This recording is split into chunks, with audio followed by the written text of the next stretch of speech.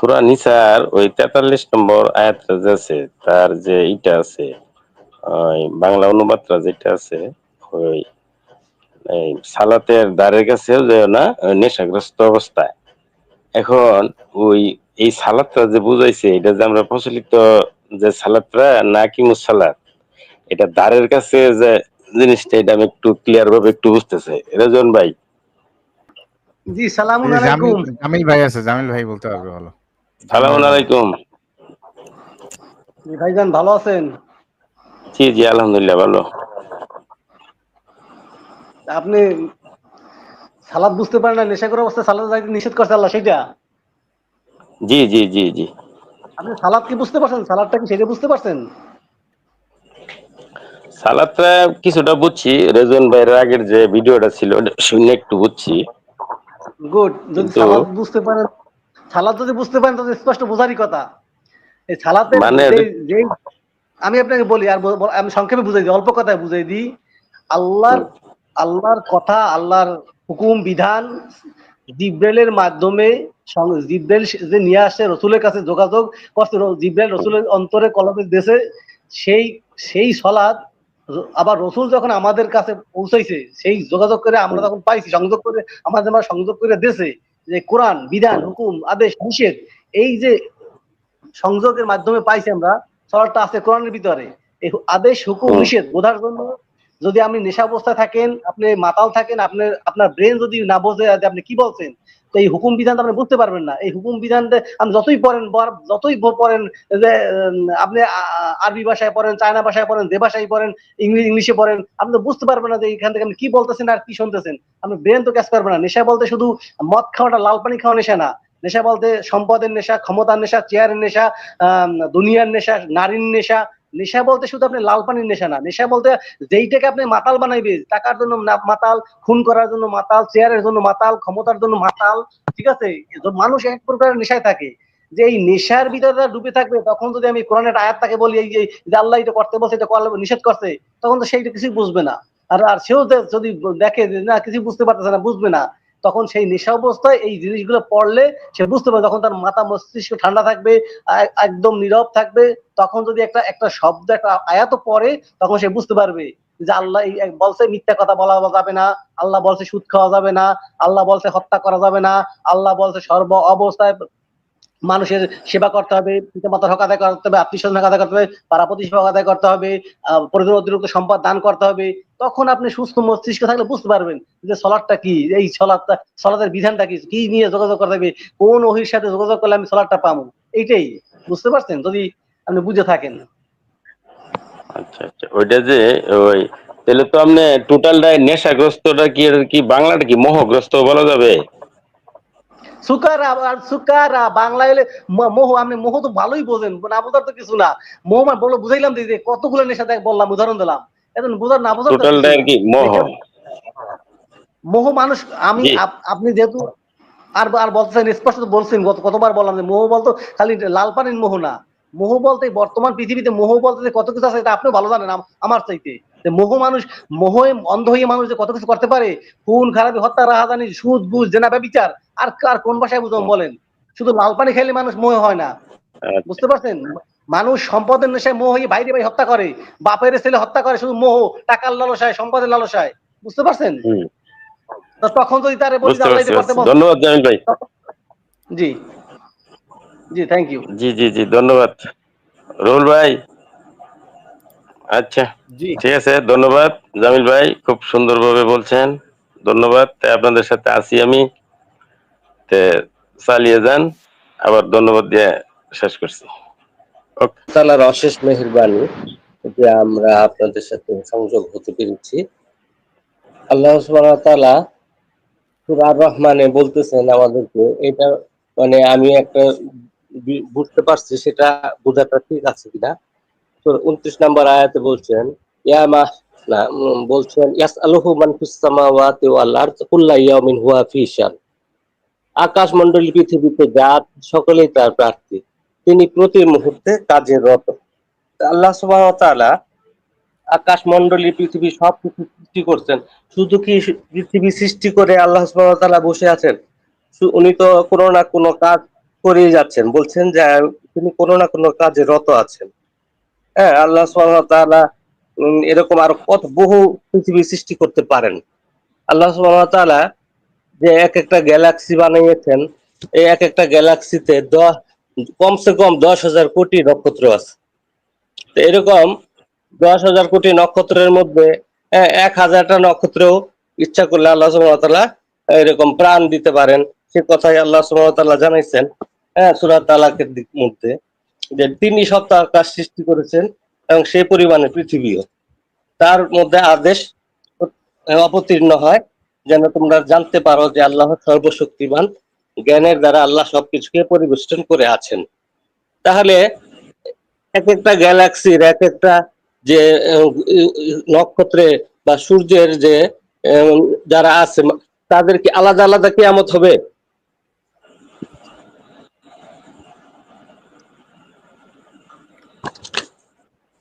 এরকমই একটা ইঙ্গিত পাওয়া যাচ্ছে সূরা হুদের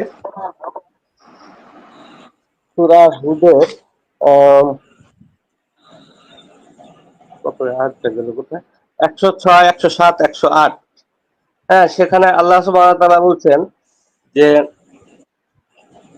আল্লাহ সুবহানাহু ওয়া তাআলা এরকম জান্নাতে যারা থাকবে বা জাহান্নামে যারা থাকবে তারা ওখানে অতদিন থাকবে যতদিন আসমান জমিন থাকবে। তার মানে ওখানে অনন্ত অসীমকাল থাকবে না তারা। হ্যাঁ, এরকম ওখানে একটা নির্দিষ্ট সময় থাকবে, মানে ওই একটা সমস্ত গ্যালাক্সি ধ্বংস হওয়ার পরে মনে হয় জান্নাত জাহান্নাম শেষ হয়ে যাবে, এরকম বোঝা যাইতেছে কিনা একটু এটাই জানতে চাইতেছি।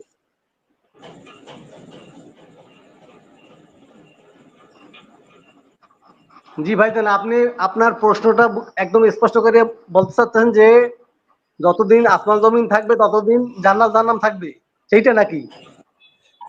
হ্যাঁ, সূরা হুদের ভিতরে আল্লাহ বলতেছেন যে তারা জাহান্নামে থাকবে যতদিন আসমান জমিন থাকবে। আবার বলতেছে জান্নাতে তারা অতদিন থাকবে যতদিন আসমান জমিন থাকবে। আমি আমি হুদ দেখা আমার দরকার নাই, আমি বলতে আপনি বলতেছি আসমান জমিন। আল্লাহ বলতেছে এই এই এই এই যে তার যে এই চন্দ্র সূর্য, যে আসমান জমিন, এই সৃষ্টি তো থাকবে না, চেঞ্জ করে দেবে। আল্লাহ তো নিজেই বলতেছে এই সৃষ্টি তো তখন থাকবে না, এটা সম্পূর্ণ চেঞ্জ হয়ে যাবে। তার ডাইনেতে সমস্ত কি বলে তাকে, আল্লাহ নিজে বলছে যে আমার হাতে কোথায় সে আছে অহংকারী বাচ্চারা। ভাইজান, একটা জিনিস দেখেন যে প্রত্যেকটা নক্ষত্রই কিন্তু আলাদা আলাদা ধ্বংস হয়। হ্যাঁ, ব্ল্যাক হোলে যায় প্রত্যেকটা নক্ষত্র পতিত হয়। আল্লাহ সুবহানাহু ওয়া তাআলা সূরা ওয়াকিয়ায় বলছেন যে সেই জায়গার কসম যেখানে নক্ষত্র সমূহ পতিত হয়। তার মানে আমাদের নক্ষত্র হইল সূর্য, এটা সেই জায়গায় যাবে যখন, তা আমাদের সূর্যের কিয়ামত হবে, অন্যান্য নক্ষত্র গুলি তো থাকবে। আমাদের সৌরজগতের কিয়ামত হবে। আপনি আল্লাহ আপনি আপনি কি সূরা কিয়ামা পড়ছেন? যখন সিংহায় ফুৎকার দেওয়া হবে তখন এই চন্দ্র সূর্য আসমান জমিন পাহাড় পর্বত থাকবে কিছু? আপনি এইটা বলেন না, এটা আপনি এতগুলো আয়াত পড়লেন সহকারে। ওটা তো পৃথিবী নামক নক্ষত্রের 7টা 10টা গ্রহ আছে যে এগুলি সহ। ভাই পৃথিবী কি নক্ষত্র? ভাই পৃথিবী কি নক্ষত্র? না, সূর্য হলো নক্ষত্র। সূর্যের আন্ডারে যে কয়টা নক্ষত্র আছে এই কয়েকটা ধ্বংসপ্রাপ্ত হবে যখন সিংহায় ফুট দেওয়া হবে। আর বাকিগুলা এই মিল্কি ওয়েতে যা আছে সেগুলা? আচ্ছা, সেগুলির নক্ষত্র আবার আলাদা আলাদা ভাবে ধ্বংস হবে, কারণ এগুলি তো। মানে আপনার মূল আর্গুমেন্টটা কি? আপনার মূল আর্গুমেন্টটা কি? আর্গুমেন্টটা হইলো যে আল্লাহ সুবহানাহু ওয়া তাআলা বলতেছেন যে তার মানে আমার আর্গুমেন্ট হইলো যে এক একটা গ্যালাক্সির আলাদা আলাদা কিয়ামত হবে। আল্লাহ যে সূরা তারিকের মধ্যে যে বলছেন যে আলাদা আলাদা বলতে কি মানে এই যে মানে সৌরজগৎ ধ্বংস হওয়ার 2 বছর পরে বা 2 মাস পরে পাশের যে প্রক্সিমা সেন্টার সেটা ধ্বংস হবে, আবার তারপরে পাশেরটা ধ্বংস হবে আবার 200-100 বছর পরে বা 2 দিন পরে বা লক্ষ লক্ষ বছর পর। কারণ তো প্রক্সিমা সেন্টার তো ভাই হইছে। ভাই ধরেন যে কথা বললা কথা হচ্ছে যে এই যে গ্যালাক্সি বা বিভিন্ন গ্রহ এগুলো তো হচ্ছে যে এক সময় ছায়াপথে পরিণত হয়, হ্যাঁ, ব্ল্যাক হোলে পরিণত হয় একবারে যখন ধ্বংস হয়ে যায়। তখন এরকম বিভিন্ন কিছু হইতে পারে যার জ্ঞান আল্লাহ আমাদেরকে সম্পূর্ণ দেয় নাই, এখনো পর্যন্ত বিজ্ঞানীরাও বের করতে পারে নাই। তো এইটা নিয়ে এত কথা বলে লাভটা কি আছে? মানে এটা যাই নাই কি লাভটা হবে? মানে এটা পড়ার দাদুর কোনো ভিডিও কিছু দেখে তো তো, হচ্ছে। রুহুল ভাই মাঝে মধ্যে দাতুর ভিডিও দেখে তো মাথায় জন্য হ্যাং হয়ে গেছে। বিষয় হচ্ছে যে লক্ষ লক্ষ 200 বছর পরে আগে পরে এরকম কোনো কাহিনী নাই। যখন সিংহায় ফুঁক দেওয়া হবে, আসমান জমিন যা আছে সব ধ্বংস হয়ে যাবে, সব একসাথে, সব everything will be finished. Jamil ভাই প্রথমেই এই কথাটা বলছে, ভাই উনি আমাকে ওইটা বুঝবে না। জামিল ভাই এটা প্রথমেই আপনি এই কথাটা ভাই বলছেন না, আমাকে শোনা যাচ্ছে? সব ধ্বংস হয়ে যাবে, উনি সেটা মানবে না। তো উনি না মেনে তর্ক করবে দাদুর দাদুর নিয়ে, থিওরি দিয়া। তো এর সাথে কি তর্ক রুহুল করবো ভাই, আমরা? রুহুল ভাই তো একটা সুন্দর কথা বলছে যে আল্লাহ যদি, আল্লাহ বলছে, উনি বুঝতে পারছে, উনি একটা আয়াত আনছে যে আল্লাহ প্রতিনিয়ত নতুন নতুন কাজে রত আছে। সেটা আল্লাহর ব্যাপার। আল্লাহ তো আমাদের সেটা নিয়ে গবেষণা করতে বলে নাই, আমাদেরকে যে বিধানটা দিচ্ছে সেটা নিয়ে গবেষণা করেন। আল্লাহকে নিয়ে তো ভাবা যাবে না, আল্লাহকে নিয়ে তো প্রশ্ন করা যাবে না। আমাদেরকে যেটা আল্লাহ কি দিয়েছে করে সেইটা জানার দরকার আগে আমার। আমার কাজের খবর নাই, আমারে যে কাজ দিছে চাকরিতে অফিসে, আমার সেই অফিসে আমার কি কাজ সেটা দরকার নাই, ডিসি অফিসে কি কাজ চলে সেটা নিয়ে আমার মাতব্বরি করতে হবে। না, না, বস আবার কি এইসব করে মানে এটা নিয়ে আতলামি মানে হয়েছে কি আমার রুহুল ভাই। এই কিছুদিন হ্যাঁ এই যে কোরআনে আসলে এই রোগ সবার মধ্যে প্রথম প্রথম দেখা দেয়। প্রথমে কোরআনে আসলেই মোটামুটি 1 মাস 2 মাস পড়ার পর দেখে যে কি রে ভাই, হাদিসের মধ্যে ডুবেছিলাম, কোরআনে তো অনেক দারুণ দারুণ জিনিস, এমন পড়া পরে এমন মজা পায়, লাস্টে আতেল হয়ে যায়। আতেল হয়ে তারপর সবার জায়গায় আতলামি শুরু করে।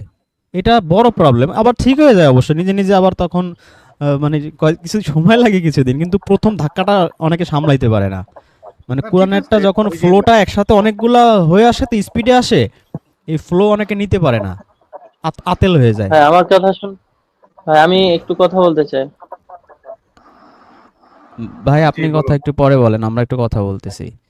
বিষয় হচ্ছে যে জামিল ভাই প্রথমেই বলছে যে আসমান জমিন সব কিছু একসাথে ধ্বংস হয়ে যাবে, সব নতুন করে সৃষ্টি হবে, তাই না জামিল ভাই? এটা বলছেন না? জি সব নতুন করে সৃষ্টি হবে, নতুন বিশ্বজগৎ, নতুন মহাজগৎ হবে। এরপরে আর কোনো কথা থাকে রুহুল ভাই? না, এরপরে আর কথা থাকে না। তারপরে আমার কথা হচ্ছে যে এর উনাকে কিভাবে বেঁচে দেওয়া হবে, কিভাবে দেওয়া হবে, এগুলার যেহেতু একবারে ফুললি বর্ণনা নাই, তো উনি এত মাথা ঘামায়া কি লাভ আছে? যেমন হচ্ছে মুত্তাকিদের জন্য হচ্ছে আল্লাহ বেহেশত কাছে নিয়ে আসবেন। তারপরে হচ্ছে যে কি বলে আর কেমনে কাছে অন্যান্য আনবে, এটা কি দড়ি দিয়ে অন- টাইনা কাছে আনবে না চুম্বক দিয়ে হ্যাঁ, টাইনা কাছে আনবে, সেটা নিয়ে গবেষণা করতে হবে। এইটা কি এগুলা চিন্তা সুস্থ না করতে অসুস্থ? গিয়েই তো এগুলা চিন্তা করতে গিয়েই তো এরকম হয়েছে যে দুজকরে শিকল দিয়া বাইন্দা বাইন্দা 70,000 ফেরেশতা টাইনা নিয়ে যাবে। এগুলা হাদিস কি এমনি বানাইছে? মানে যখন দেখে যে মাথার মধ্যে আর কুলাইতেছে না তখন 70,000 এক লাখ 70 কোটি। ওগুলা লেখা নবীর নামে চালায় দিছে আর কি, থিওরি, হ্যাঁ, নিজের ব্রেনে যে এই থিওরি জিনিসগুলো আসছে ওইটা বানাইছে নবীর নামে চালায় দিছে। চিন্তা করে রাত্রেবেলা সূর্যটা থাকে কই, কি হ্যাঁ, করে, তা তাইলে ঠিক। থিওরি একটা আবিষ্কার করছে, আরশের নিচে যায়, পরের দিন ওঠে। আর এটা এমনি আমি বললে তো মানুষ বলবে শালা পাগল হইছিস তুই, এজন্য নবীর নামে হ্যাঁ, চালাই দিলাম। নবী বলছে নবীর কলা নামে চলবে। রাসূলুল্লাহ সাল্লাল্লাহু আলাইহি সাল্লাম ওয়া শামসু ওয়া কামারু বিহুসজাদান দিয়ে, মানে পাগলামি সোজা কথা। আপনি রুহুল ভাই ঠিক মতো ধরতে পারছেন যে এইরকম উদ্ভট চিন্তাগুলাই এই হাদিসের জন্মের one of the main reason. তো এই জন্য আল্লাহ, যতটুকু চিন্তা করতে কইছে তার চেয়ে অতিরিক্ত চিন্তা করাটাই সমস্যা। হ্যাঁ, আমার আল্লাহ কথা কি হচ্ছে যে ভাবছে? আল্লাহ রসুল ভাই, আল্লাহ আরো এরকম যে বানাইতে পারে, সে এরকম পৃথিবী কেন এরকম হাজার কোটি হাজার কোটি জিনিস কোটি বানাইতে বানাইতে পারে। পারে, জি, হাজার কোটি মাখলুক বানাইতে পারে। এরকম হইতে পারে যে মানুষ জিন জাতি ছাড়াও আরো কোনো জায়গায় আরো কোনো প্রাণী আছে যাদেরকেও আল্লাহ হিসাব নেবেন, তাদের কাছে ওহী পাঠানো হয়েছে, কোরআন পাঠানো থাকতেই হয়েছে পারে, বা কোনো একটা কিছু আমাদের পাঠানো জ্ঞানে হয়েছে। নাই। জি, তাদের জ্ঞান রুহুল ভাই, দেখেন আমাদের চেয়েও আরো অনেক বেশি, কিন্তু আল্লাহ যেরকম বলে দিছে যে তোমরা যতই চেষ্টা করো এই বলয়ের ভিতর থেকে বেরোতে পারবে না। আর ওদেরকেও বলে দিছে যে তুমিও এই বলয়ের ভিতর থেকে বেরোতে পারবে না, ওরাও ওর মধ্যে আটকে রয়েছে। তো এটা অনেক রুহুল ভাই, কিছুই হইতে পারে ভাই। এত চিন্তা, কাল্পনিক চিন্তা করে লাভটা কি ভাই? আমার কথা হচ্ছে যে কাল্পনিক চিন্তা করলে আপনাদেরকে এখন আমি এমন জায়গায় নিয়ে যেতে পারবো, আপনারা কল্পনার জগতে ভাইসা যাবেন, এই দুনিয়াতে যে বসে রয়েছেন এটাই আপনি ভুলে যাবেন। লাভ আছে তো, লাভ হইছে। আর লাভটা কি? রুহুল ভাই, লাভ হইছে যে আপনি মনে করবেন যে আমি বিশাল হনু, বিশাল কিছু জানি, এটা লাভ। যেমন রুহুল ভাই, সজল ভাই, সরি রেজান ভাই, সূরা ফুরকানের ৭৭ বলছে কি, কুল রসুল তুমি জানাই দাও, এই পৃথিবীর মানুষ যদি আমাকে না ডাকে, আল্লাহকে, আমি আল্লাহকে না ডাকে, আমার কিছু যায় আসে না। একদম ফোরকানের ৭৭ কুল হে রাসূল তুমি পৃথিবীর মানুষকে জানাই দাও, তারা যদি আমাকে না ডাকে, আমার বন্দেগী না করে, আমি আল্লাহর কিছু যায় আসে না। ও তাদের দিকে আমি ভ্রুক্ষেপ করি না। মাছির ডানার সমান আমি মূল্যায়ন করি পৃথিবীরে। এই পৃথিবীকে আমি আমার মশার ডানার সমান আমি মূল্যায়ন করি না। তাহলে না ডাকলে আল্লাহ কিছু আসে যায় না। আমরা যদি আল্লাহর গোলামি না করি, তাহলে আল্লাহ কিছু যায় আসে না। এটা আমাদের জন্য, আমাদের উপকার। আমরা আমাদের উপকারের জন্য গোলামি করি। এটা জামিল আল্লাহ ভাই কিছু যায় আসে সুন্দর না। বলছেন। এই যে মশার ডানা সময়ের যে ভ্যালু নাই, এইটা জি। আমার হালকা উপলব্ধি হয়েছে কখন জানেন? ওই যে একটা ভিডিও দেখার পর, ওই যে 2 মিনিটে ওই যে আরেকদিন রেজন ভাই দেখতে বললো না, বা 2 মিনিটে বা 1 মিনিটে হচ্ছে যে পুরা মহাবিশ্ব, আমি কত ছোট জায়গায় দাঁড়ায় রয়েছি, এই জায়গা থেকে হচ্ছে যে হোল পৃথিবীটা কত বড়, হোল পৃথিবীর ইউনিভার্স ইন 4 মিনিট 10 মিনিট, অনেকগুলো আমরা ভিডিও আছে ইউটিউবে। জাস্ট আমরা এই একটা জিনিসটা কেউ যদি দেখে জামিল ভাই, তার মনে হবে যে আমি তুচ্ছ, মানে আমার নিজের কাছেই মনে হবে যে আমি তুচ্ছ, তাইলে আল্লাহর কাছে কি মনে হয়? আল্লাহ তো সেটাই বলছে। আল্লাহ তো ডাইরেক্ট বলে দিতেছে, তো আমার কিছু যায় আসে না। তোমরা যে আমাকে নাটক, আমার কিছু যায় আসে না। ওটা আমি তোমার দিকে আমি খেয়ালও করি না। আমি আমার কাজে রত আছি। আমি আমার কাজে রত আছি। তোমাদের দিকে অচিরেই মনোনিবেশ করবো। তোমাদের দিকে আমি অচিরেই মনোনিবেশ করবো। অচিরেই তোমাদের কাছে আমি আসবো হিসাব নিকাশের জন্য। আল্লাহ বিভিন্ন কাজে রত আছে। সেটা তো, সেইটা নিয়ে তো গবেষণা করা আমাদের দরকার নাই। আমরা গবেষণা করবো আমাদেরকে আমরা মুক্তি পাবো, কিভাবে আমরা সফল কামাবো, কিভাবে আমরা জান্নাত পাইতে পারি, আমরা এইটা গবেষণা করবো। আমি আল্লাহকে নিয়ে গবেষণা করবো, আল্লাহ কি করতেছে না করতেছে। মানে কোরআনের বাইরে যাইতেই হবে আমার। যতই আমরা চাই মানুষকে কোরআনের মধ্যে ঢুকাইতে, এদের কাজ হইছে কেমনে এখান থেকে ফাঁক ফোকর দিয়ে বাইরে যাওয়া যায়। ওই যে রুহুল ভাই বললেন না যে আমি দেখছি ওইটা, যে এই পৃথিবী একটা বালুকণার মতো আল্লাহ নাই, ওই যে গ্যালাক্সির ভিতরে যে এই পৃথিবী বালুকণার চাই তো এত ছোট, এত ক্ষুদ্র, এত বালুকণার চাই তো এই পৃথিবীর কোনো ভ্যালু নেই। ওই গ্যালাক্সি যখন ঢোকা যায়, বালুকণাও নাই, কথা হচ্ছে যে দেখাই যায় না, মানে জুম দেখাই আউট যায় করতে না। করতে এমন এক অবস্থা, বালুকণা তো তবু পৃথিবী দেখা দেখাই যায়, যায় না। ওর দেখাই যায় না। তা আর সেটা আল্লাহ আমার অবস্থান তো পৃথিবীর অনুযায়ী কিছুই না, মানে পিঁপড়াও না। পৃথিবীর অনুযায়ী আমার অবস্থান একটা পিঁপড়ার চেয়েও আপনার ছোট। পৃথিবী তো পিঁপড়ার মধ্যে পড়ে না, আপনি পড়বেন কিভাবে ভাই? না না, পৃথিবীর অবস্থান থেকে আমার অত পিঁপড়া হয় না। সেইটাই রুল ভাই। আল্লাহ বলে দিচ্ছে আমি প্রতিনিয়ত নতুন নতুন কাজে রত আছি। তোমাদের দিকে আমি অবশ্যই অচিরেই মনোনিবেশ করবো। তখন কিয়ামত সংঘটিত হবে। তখন উনি যেন এই লোক, এই ভদ্রলোক আসছে, সে যেন আল্লাহকে প্রশ্ন করে। সে যেন আল্লাহর সামনে আল্লাহ প্রশ্ন করে। আমরা তা জানি না, আল্লাহ তা বলে নাই কোরআনে, আমরা বলতে পারবো না। ওনার কাছে ওনাকে আরো জিজ্ঞেস করতে হবে, আল্লাহ কার সাথে কথাই বলবে না সেটা জানে? ওদের সাথে আমি কথাই বলবো না, দেখবো তো দূরে কথা, ফিরেও তাকাবো না, কথাই তো বলবে না, প্রশ্ন করবে কিভাবে?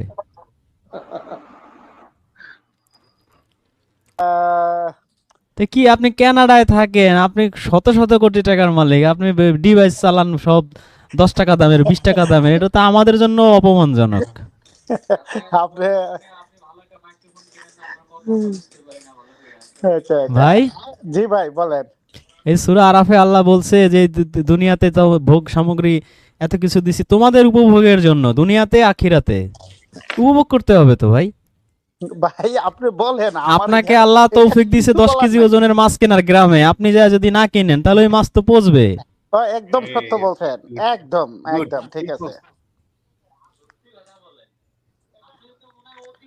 তাই না? সামর্থ্য অনুযায়ী সেটা ব্যয় করতে হবে। তো এত জমা করে লাভ নাই ভাই, সব বাচ্চা কাচ্চা খাবে, বউ খাবে, বাচ্চা কাচ্চা খাবে, পরে থাকবে সব। আচ্ছা, না আমি ঢুকতেছি আপনাদের চ্যানেলে ঢুকলাম, ওই বাইরে যে বলছে গ্রহ নক্ষত্র গুলা, গ্যালাক্সি গুলা মানে ধ্বংসপ্রাপ্ত হবে 200 বছর পরে বা পরে, এই জিনিসটা নিয়ে আলোচনা করার জন্য, এটা উনাকে বোঝানোর জন্য কোরআন কি আমি তো বলতেছে। বুঝছি বুরান ভাই যে আসছে, বুরান ভাই তো গন্ধ পাইছে, সায়েন্সের গন্ধ পাইছে। আমি পাইছি, এই জন্য আসছি যে এই জায়গাটার মধ্যে আমার বলার আছে যে উনি কেন এই জায়গাটা। Your honour, I have a question না? হ্যাঁ এক্স্যাক্টলি, আপনি বুঝতে পারছেন, থ্যাংক ইউ সো মাচ। আমি জানি আমার ওয়াইফের বলতে অবজেকশন কোনটা? অবজেকশন আমার বলার হচ্ছে, উনি যে বলছে যে কত বছর পরে আল্লাহ, কোরআনের আয়াতটা হচ্ছে যে কিয়ামত অতি সন্নিকটে, আল্লাহ কোনো না কোনো কাজে ব্যস্ত, অচিরে অবসর গ্রহণ করবেন। আরেক আয়াতে সূরা আয়াতুল কুরসির মধ্যে আছে আল্লাহ চিরস্থায়ী, চিরঞ্জীবী। চিরস্থায়ী কথাটার মধ্যে আমি আসতেছি, এই একটা শব্দই আমি জানি। আগেরটা বলেন যে আল্লাহ যে বিজি, কোনো না কোনো কাজে রত, অচিরেই মনোনিবেশ করবে, হ্যাঁ, এটা একটু এইটা ক্লিয়ার দুইটা করেন। আমি দুইটা রিসার্চ করার ওইটা জন্য তো দুইটা আর দুইটা রহমানের লিখি। কথা বললেন। একটু জি ক্লিয়ার করেন যে আল্লাহ কি কাজে ব্যস্ত। এক্স্যাক্টলি, আমি কত দুটো মানুষ টানতেছি, দুটো কত টানতেছি। কত মানুষ এসে জানতে চায়। জি জি জি, আমি এই দুটোই বলতেছি, আমি এই দুটোটা নিয়ে একটু কথা এখন বলে আপনি আমি। বুরহান জি, ভাই আপনি আইফোন 16 প্রো কিনবেন কবে সেটা বলেন। আমার phone iPhone 16 14 pro max, iPhone 16 pro, এটা তাহলে কি আমার এটা কি বাচ্চারা কপি চালায়। কিনছেন নাকি? এটা কি কপি কিনছেন, কপি? না না, আরে না, একদম ঠিকই আছে। শোরুম থেকে আমার বাচ্চারা, ছোট বাচ্চারা চাইলে আইফোন 16 প্রো প্রোটা। হ্যাঁ, আমি চালাচ্ছি এটা যেহেতু 1 বছর আগে, তো মডেলটা আইফোন 14 প্রো ম্যাক্স। আমাদের সবার হাতে আইফোন 40 প্রো তাহলে এন্ড ভয়েস এত খারাপ আসে কেন? ভয়েস এত আমি খারাপ জানি আসে ভয়েস কেন? তো না ঠিকই কেন, আছে, আমি জানি না ভয়েস তো আমার। ঠিকই আছে, কিন্তু কথা নেটের হচ্ছে কারণে যে প্রবলেম ওনার করে। মাঝে মধ্যে নেটওয়ার্কের সমস্যা করে। এখন তো ক্লিয়ার শোনা যাচ্ছে। এখন শোনা যাচ্ছে, এখন তো বাসায় বসে আচ্ছা, আমার নেটটা হচ্ছে আপনার বেল বেল কোম্পানি। বেল হচ্ছে গ্রাহাম বেল, যিনি ফোনের আবিষ্কারক, সেই কানাডা। ওনার ফোন, টেলিফোনের আবিষ্কারক জি জি, টেলিফোনের গ্রাহাম আবিষ্কারক বেল। Graham bell. এই বেলের কোম্পানি, বেল হচ্ছে কানাডিয়ান লোক।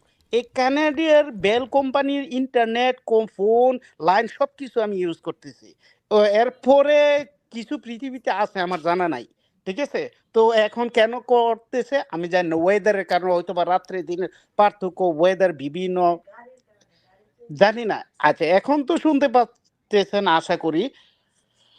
আচ্ছা, যে জিনিসটা বলতেছে আল্লাহ কোনো না কোনো কাজে ব্যস্ত এবং আল্লাহ চিরস্থায়ী, এই দুইটার সাথে সম্পর্ক সামান্য একটু আলোচনা করে আমি শেষ করে দিব। ওনার কথা মতে যে উনি মানে কি বলতে যাচ্ছেন আমি জানি না। আল্লাহ কি কি কাজ করেন, আল্লাহর কি কি কাজ করেন, আল্লাহ মূলত একদম স্পষ্ট এবং ক্লিয়ার করে মেসেজ দিয়ে দিছে আল্লাহ কি কি কাজ করেন। নতুন কোনো প্রশ্ন নেই। প্রশ্ন কি বলতেছে? মালিক ইয়াউমিদ্দিন, কি আলহামদুলিল্লাহি রব্বিল আলামিন, আমি মহাবিশ্বের প্রতিপালক। আল্লাহ মহাবিশ্বটার প্রতিপালন করতেছে, স্পষ্ট এবং ক্লিয়ার। মানে এইখানে প্রতিপালন, এই আল্লাহর যে মহাবিশ্বটা প্রতিপালন করতেছে, এই কাজ আমার, এই কাজ তার। আল্লাহ স্পষ্ট করছে কি কাজ করতেছে। মহাবিশ্ব টিকে আছে মানে আল্লাহ এটার প্রতিপালন করতেছে, এবং এর ভিতরে যা কিছু আছে, চন্দ্র, গ্রহ, নক্ষত্র, নিহারিকা, ক্লাস্টার, সুপার ক্লাস্টার, যত গ্যালাক্সি থেকে Galaxy, infinity plus virus, bacteria সহকারে সব কিছু আল্লাহ। এখন ওনাকে যদি বোঝানোই আল্লাহ কি কাজ করে, ঠিক আছে, আল্লাহ ওই একটা ভাইরাস ব্যাকটেরিয়া লালন পালন করতেছে, তুমি দেখো, যাও যাও যাও, তুমি যাও দেখো কিভাবে করে।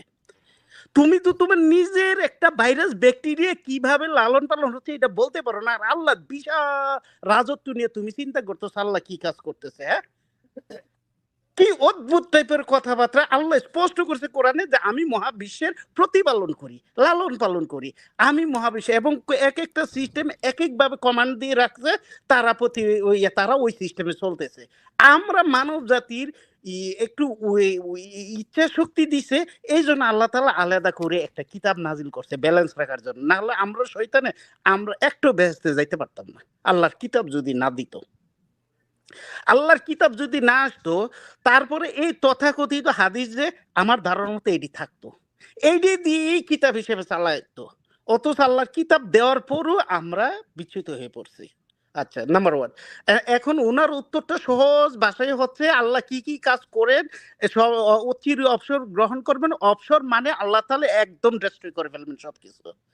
ডেস্ট্রয় মানে ডেস্ট্রয়, ডেস্ট্রয় স্টপ না, স্টপ না। ধরেন একটা অরবিটের মাধ্যমে, নিজের অরবিটের মাধ্যমে সূর্য নক্ষত্রগুলো চলতেছে, কারণ আল্লাহ একটা গ্রহ নক্ষত্রে বললো স্টপ, মানে এটা স্টপ, এটা আছে, এটা ধ্বংস হয় না, ডেস্ট্রয় হয় না, ফানা ফানা হয় না, যেটা হিন্দিতে বলে ফানা ফানা, একদম সব কিছু ধ্বংস করে ফেলানো, এটা হয় নাই।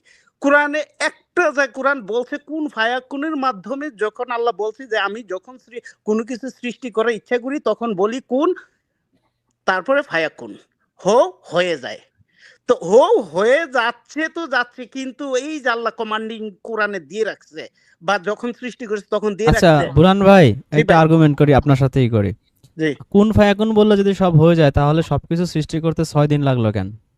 এটা কুন ছয়টা ফায়াকুন বলতে কি 6 দিন লাগে? ছয়টা টাইম জোন বানাইছে, এক একটা এটা ছয়টা টাইম জোন বানাইছে, এক একটা জগৎরে এক এক ভাবে তৈরি করতে নিছে, সবকিছু একসাথে মিক্সার করে নাই যে আমি পৃথিবী তৈরি আসমান তৈরি করবো, আচ্ছা এই দিনে তৈরি করছে, আচ্ছা মানে এক একটা সৃষ্টি ভিন্ন ভিন্ন। এইটার দ্বারা আল্লাহ তাআলা বুঝাচ্ছে দেখো আমি শুধু আসমান তৈরি এমন না, আমি জমিনও পারি, দেখো আমি জমিন আসমান পারি, আমি কিন্তু প্রাণীকুলও পারি। আচ্ছা ঠিক আছে দেখো আমি প্রাণীকুল না, আমি জড় পদার্থ পারি। এইভাবে সৃষ্টির রহস্যগুলো যখন যাবেন, আল্লাহর এত ক্ষমতা কেউ বলতে পারো আল্লাহ বুঝি শুধু আদমকে মাটি দিয়ে তৈরি করছে, ভালো কথা, আল্লাহ তো আর মানুষ তৈরি করতে পারে না, মানুষের সেক্সুয়াল পদ্ধতি লাগে না, আল্লাহ হাওয়াকে সৃষ্টি করে দেখাই দিয়েছে দেখো আমি কিন্তু মানুষ থেকে মানুষ বের করে ফেলতে পারি ক্লোনিং করে। তখন মানুষ প্রশ্ন করতে পারে ও মানুষ তো আদম থেকে হাওয়া বের করছে, বুঝছি পুরুষ থেকে তো মেয়ে বের হইবে যেহেতু পুরুষের সবকিছু, মেয়ে থেকে কি মানুষ বের করতে পারে? জি, ঈসা আলাইহিস সালামের মরিয়ম থেকে বের করে দেখাই দিয়েছে দেখো দেখো আমি কিন্তু বের করতে পারি, মহিলা থেকেও বের করতে পারি। আদমকে না, যখন কোলন করলে তো একই রকম হবে, কোলন জি করলে জি একই রকম হবে না? আমি এই তাহলে প্রশ্নটা হাওয়া তো হচ্ছে স্ত্রীলিঙ্গ, আদম হলো আমি এই পুরুষলিঙ্গ, তাহলে একই রকম আনতেছি, হইলো কিভাবে? আমি এই প্রশ্নটা আনতেছি, তো এই প্রশ্নটা এখন আসে যে এখন সবাই বলবো ও ঠিক আছে ক্লোনিং করলে তো যে পুরুষ থেকে পুরুষ ক্লোনিং করলে পুরুষই হবে, মহিলা থেকে ক্লোনিং করলে হবে, যেটা মানুষের আয়ত্তাধীন। আল্লাহ এখানে চ্যালেঞ্জ দিয়ে দিয়েছে দেখো পুরুষ থেকে মহিলা তৈরি করতে পারো কিনা দেখো, মহিলা থেকে পুরুষ পারো কিনা দেখো, এটা আমার সৃষ্টি, আমি যে একটা মহাশক্তিধর, এটা এটা দেখো আমার প্রতিটা জিনিসে এইভাবে যখন টপ স্টেজে যাবা গিয়ে দেখবা তোমাদের জ্ঞান ওইখানে সারেন্ডার করবে। আচ্ছা, আমি একটু প্রশ্নটা ভিন্নভাবে করি। অনেকে প্রশ্ন করে যে ডিম আগে না মুরগি আগে? আমি প্রশ্নটা করতে চাই, মোরগ আগে না মুরগি আগে? মোরগ আগে মুরগি আগে এইটার কোনো আনসার নাই। কোরআনে বলছে আল্লাহ জোড়া জোড়া আমি সৃষ্টি করছি, কোরআনে আয়াতের মতে এই প্রাণীটা আগে, এরপরে বংশটা সৃষ্টি করা। তাহলে কি আমরা বলতে পারি যে আদম আর হাওয়াকে একসাথে জোড়ায় সৃষ্টি করা হয়েছে, not single Adam? Not single Adam, yes yes yes. এবং আল্লাহ বলছে ইয়া থেকে মানে সৃষ্টি করে সাথে সাথেই হাওয়াকে সৃষ্টি করে ফেলছে, একসাথে দুটোটা একটার পর একটা অন টাইম। ওইখানে কিভাবে সৃষ্টি করছে, কত বছর নিছে, এইগুলো আমার তাহলে এই ফেরেশতাদের সেজদা করতে বলছে, এটা কি শুধু আদমকে না আদম হাওয়া দুজনকেই? আদমকে যখন সেজদা করতে বলছে এটা আমি ক্লিয়ার, আমি মানে আমি পাই নাই। যদি বলেন যে কোরআনের মতে হচ্ছে যে তোমরা আদমকে সেজদা করো, ফেরেশতাকুলের সাথে নিয়ে বসাইছে। এখন যদি আপনি টাইমটা হিসাব করেন যে একসাথে তৈরি করছেন, আল্লাহ একসাথে বলতে কত বছর নিছে এটা আল্লাহ জানে। এই টাইমের হিসাবটা আমি ওই সূরা আয়াতুল না, কুরসি। টাইম নিয়ে প্রশ্ন না তো, প্রশ্ন হচ্ছে যে শুধু আদমকে সেজদা করতে বললো, আদম হাওয়ার অপরাধ কি? এই জায়গাটা কোরআন থেকে যেহেতু কিছু পাই নাই, এই জায়গাটা আমি কিছু বলতে পারবো না, আমার আরো চিন্তা করতে হবে। দেখে কেন কোরআনে পান নাই? সূরা নিসার এক আয়াতে নফসে ওয়াহিদাতান। আমি পড়ি না, আপনি যদি বলে দিন আয়াতটা বলে দেন তখন আমার মনে পড়বে। আপনি প্লিজ যদি দয়া করে পড়েন আমার ভালো লাগবে। আচ্ছা, এখানে আছে খলাকা মিনহা যাও জাহা। আচ্ছা, প্রথম থেকে পড়ি। ইয়া আইয়ুহান নাসু, নারী। ইয়া আইয়ুহান নাসু, হে মানব জাতি, হ্যাঁ। অত্তাকু রব্বাকুম, অত্তাকু তোমরা সতর্ক হয়। এখানে ভয় দিছে, যদিও ভয়ের আরবি হচ্ছে খৌফ মানে হচ্ছে ভয়, ভয়, আর হচ্ছে খসিয়া, আর অত্তাকু মানে হচ্ছে সতর্ক হওয়া। তোমরা সতর্ক বা সাবধান হও রব্বাকুম, তোমাদের রবকে, আল্লাজি খলাকাকুম, যিনি সৃষ্টি করেছেন তোমাদেরকে, মিন নফসি, নফস থেকে। কেমন নফস? ওয়াহিদাতিন, একটি নফস থেকে। ওয়াহিদাতান মানে হচ্ছে আমরা বলি না কুল হু আল্লাহু আহাদ, আহাদ মানে হচ্ছে এক। আরবিতে এক অর্থ হচ্ছে ওয়াহাদ। হ্যাঁ, তাহলে আল্লাহ আমাদের সৃষ্টি করছেন একটা নফস থেকে। তাহলে এই যে যেই কোলনের কথাটা বললেন আমাদের বুরহান ভাই একটু আগে, আপনারা হয়তো খেয়াল করছেন, তাহলে এইটা হচ্ছে ফার্স্ট কোলন, মানে ফার্স্ট জিনিসটা হচ্ছে নফসিন ওয়াহিদাতান, এই একটা হচ্ছে মূল জিনিস। এখান থেকে সবটি ক্লোনিং করে ফেলছে। হ্যাঁ, আমাদের সবাইকে সৃষ্টি করা হয়েছে নফসে ওয়াহিদাতান নফস থেকে, আমাদের সবাইকে সৃষ্টি করা হয়েছে। অ খলাকা মিনহা, সেই নফসে ওয়াহিদাতান থেকে অ খলাকা, তারপর আবার সৃষ্টি করা হয়েছে। প্রথমে সৃষ্টি করা হয়েছে নফসে ওয়াহিদাতান, তারপর সেই নফসে ওয়াহিদাতান থেকে সৃষ্টি করা হয়েছে মিনহা জাওজাহা। মানে এই সৃষ্টি দুইবার চলে আসলো, তাই না ভাই? একটা জি, হয়েছে জি, যে জি, প্রথম জি, জি। আয়াতে খলাকা কুম, তোমাদের খলাকা করছে, সৃষ্টি করছে। তারপরে আবার আসছে অ খলাকা, ইয়া, তিনি সৃষ্টি করেছেন সেই নফসে ওয়াহিদাতান থেকে মিনহা জাওজাহা। এখানে কিন্তু এখানে যদিও হাওয়া লেখা, কিন্তু এখানে আসলে আল্লাহ কিন্তু বলছে যাও জাহা, জুটি সৃষ্টি করছে, মানে জোড়া, যেটা বললেন আমাদের বুরহান ভাই। ওয়াহিদাতান থেকে তিনি সৃষ্টি করছেন জোড়া, তাই না? হাওয়া না কিন্তু। না, তারপরে বলছে অবাসান ছড়িয়ে দিয়েছেন মিন হু মা, তাদের দুজন থেকে রিজালান, রিজালা মানে হচ্ছে পুরুষ, কাসিরন ও নিসা। এইবার আসছে আপনার এই যে নারী পুরুষ, এখানে যে আগে হাওয়া বলছে যাও যাহা, এটা ঠিক হয় নাই। right, এই যে সেই দুজন থেকে এইবার হইছে নারী আর পুরুষ, এই এই রিজাল হইছে আর নিসা হইছে। রাইট রাইট, ক্লিয়ার, আমি ক্লিয়ার এটার অর্থ। আমার মনে হয় যে আল্লাহ একেবারে ক্লিয়ার কাটে কথা একদম বলছে। আমরা clear আসলে বলছে, ওই যে yes, এই yes. হাওয়া টাওয়া ঢুকাই দিয়ে মোল্লারা আসলে আমাদের ঘোলায় ফেলছিল। আমাদেরই ঝোলাই দিছে, হাওয়া কোনো শব্দে আসে নাই। এটা ওই মোল্লারা ব্র্যাকেট লিখছে, এটা হচ্ছে জুরি সৃষ্টি করছে। জুরি সৃষ্টি করার পরে এখন যেটা বোঝা যাচ্ছে যে হাওয়া এই সমস্ত ফেরেশতাগুলোকে বলছে তোমরা তাকে সাজদা করো, তার আনুগত্যতা স্বীকার করো জিনিসটাই, অথবা তার কাছে নত হও, সেজদা অর্থ এইটা আসে। তখন শয়তান অথবা এমন কি হইতে পারে যে বুরহান ভাই, আমি শিওর না, আমি জাস্ট জানার জন্য বলছি, এমন কি হইতে পারে নফসে ওয়াহিদাতানটাই হচ্ছে আসলে ওই মূল নফস, ওইটা কি সেজদা করতে বলছে, এমন কি হইতে পারে? এমন হতে, হ্যাঁ, নফসেতে কিন্তু সমস্ত আমাদের আমাদের নফসগুলার তো আগেই সৃষ্টি করে ফেলছে। আমাদের একা ওই সৃষ্টি করার পরেই তো সব আমাদেরকে ক্লোনিং করে আলাদা করে ফেলছে। তখন আলাদা করার পরে সৃষ্টি করেই তো জিজ্ঞাসা করা হয়েছে আমি কি তোমাদের রব নয়? তো সবাই বলছে জি আল্লাহ, আপনি আমাদের রব। তো এটা তো আমরা সাক্ষী দিয়ে আসছি। এই জন্য পৃথিবীতে এসে যত বড় নাস্তিক হোক, যা কিছু হোক, তার অন্তরে এটা থাকবি যে আল্লাহ কি আসলে আমরা বলছিলাম না বলছিলাম না। আল্লাহ নিয়ে তার প্রশ্ন গ্যারান্টি থাকবে, মৃত্যু পর্যন্ত থাকবে। এটা আল্লাহ এটা কোরআনের চ্যালেঞ্জ।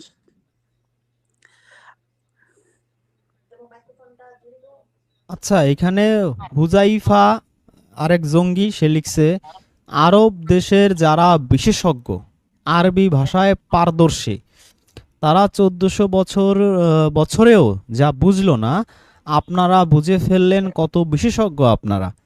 আচ্ছা, ইনি হচ্ছে বাংলাভাষী লোক। ওনাকে যদি আমি বলি মাত্র 100 বছর আগে মাইকেল মধুসূদন দত্ত লিখছে মেঘনাদ বধ কাব্য, হ্যাঁ। উনি ওই মাইকেল মধুসূদনের মেঘনাদ বধ কাব্যের এমন কোন পৃষ্ঠা আছে যেটার পুরো পৃষ্ঠার সবকটা অর্থ উনি বুঝবে? আমি 100% চ্যালেঞ্জ দিতে পারবো উনি জীবনেও বুঝবে না। উনি চ্যালেঞ্জ বলতে পারবে না যে আমি যে কোনো একটা পৃষ্ঠার ফার্স্ট টু লাস্ট সবকটা শব্দের অর্থ বুঝি। আমি একটা লাইন বলে দিই, একটা শব্দ বলে দিই, এই একটা শব্দ বলে দিই, যদি উনি উত্তরটা দিতে পারেন তাইলে আমি বলবো যে মেঘনাদ বধ হচ্ছে রাবণের ছেলে। মেঘনাদ বধ, রাবণের ছেলের নাম হচ্ছে মেঘনাদ। এই মেঘনাদকে রাম রাবণের যুদ্ধে যখন বধ করা হয়েছে ওইটাকে কেন্দ্র করে পুরো কাব্যগ্রন্থটা লেখা।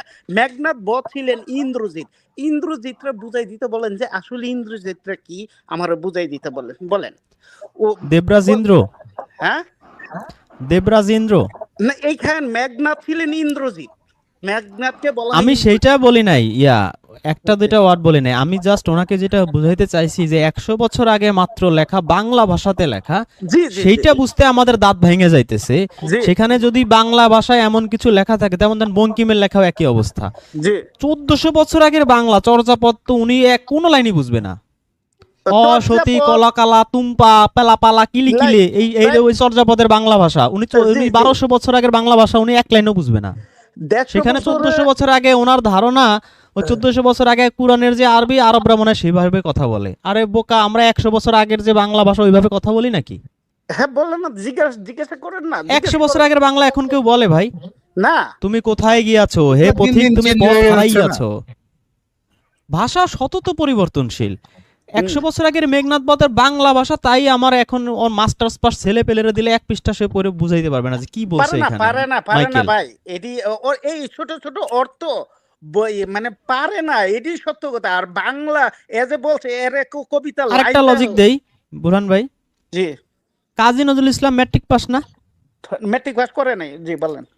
সেই ম্যাট্রিক পাস কাজী নজরুলের লেখা ইউনিভার্সিটি টিচাররা বুঝাইতে পারে না? দাঁত ভেঙে না যায়। পারে না হ্যাঁ, পারে দাঁত না। ভেঙে যায় না? হ্যাঁ একটা ম্যাট্রিক পাস ছেলের লেখা পড়াইতে ইউনিভার্সিটির টিচারের দাঁত ভেঙে যাচ্ছে কেন? বাংলায় লিখছে তো, সে তো অন্য ভাষায় লেখে নাই। কেন কেন আমি একটু যদি আমার সুযোগ দেন আমি এটার উপরে বলি 1 মিনিট। না, আপনি তাহলে একসাথে বলেন। আমি তাহলে আর্গুমেন্টটা দাঁড় করাই যে আচ্ছা। এ থেকে আমরা বুঝলাম যে মাত্র 100 বছর 50 বছর আগের লেখা বুঝতে আমাদের দাঁত ভেঙে যাচ্ছে বাংলা ভাষায় লেখার পরও। যদি এমন হইতো যে 1400 বছর আগের চর্যাপদ টাইপের কোনো লেখা, ওই একটা পৃষ্ঠার তো আমরা 90%ই বুঝতাম না, সবকটায় আমাদের সমার্থক শব্দ লাগতো বা ডিকশনারি দেখা লাগতো বা বাংলা অভিধান দেখা লাগতো। সেক্ষেত্রে এই ভদ্রলোক কিভাবে মানে মানে চিন্তায় আসলো যে 1400 বছর আগে কুরআন যেই আরবিতে লেখা সেই আরবি এখনকার আরবের কথ্য ভাষা, সেই আরবিতে আরবরা কথা বলে। আরেকটা বিষয় রেদওয়ান হচ্ছে ভাই, বাংলা ভাষায় আমাদের যে 64টা জেলা, আমরা নিজেরাই তো সিলেটে গেলে চিটাগাঙে গেলে কক্সবাজার গেলে আমরা ভাষা বুঝি না কি বলতেছে, আমরা ভাবি কি রোহিঙ্গা নাকি। আবার সিলেটের লোকজন বরিশাল বা বাগেরহাট বা খুলনা এই অঞ্চলে মানুষের ভাষা শুনলে তো অর্ধেকই বুঝে না যে কি বলতেছে এগুলা। একই বাংলা ভাষা, একই টাইম জোনে, একই 2025 সালের মানুষ বুঝতেছে না একই বাংলা ভাষা। কতটা হইতেছে। আরবের আরবি ভাষাটা কি লিবিয়ার আরবি, মিশরের আরবি, সৌদি আরব কাতার কুয়েতের আরবি কি সেম আরবি?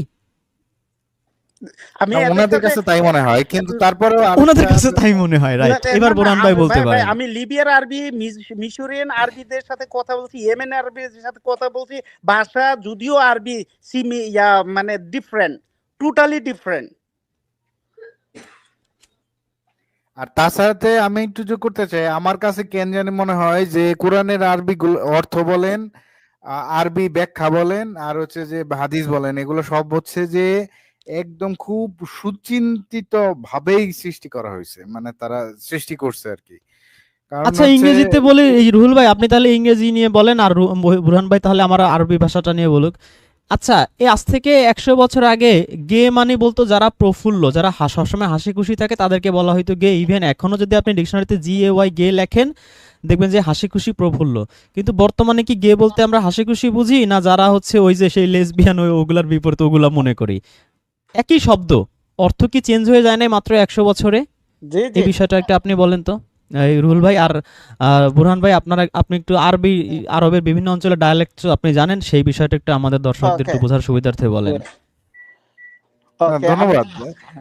ভাষা সব সময় পরিবর্তনশীল, ভাষা একটা জিনিস যেটা হচ্ছে পরিবর্তনশীল। ওনার মনে হয় সত্যি সত্যি বলতে হচ্ছে যে সাহিত্য চর্চা নিয়ে খুব বেশি নাই, মানে জানা নাই।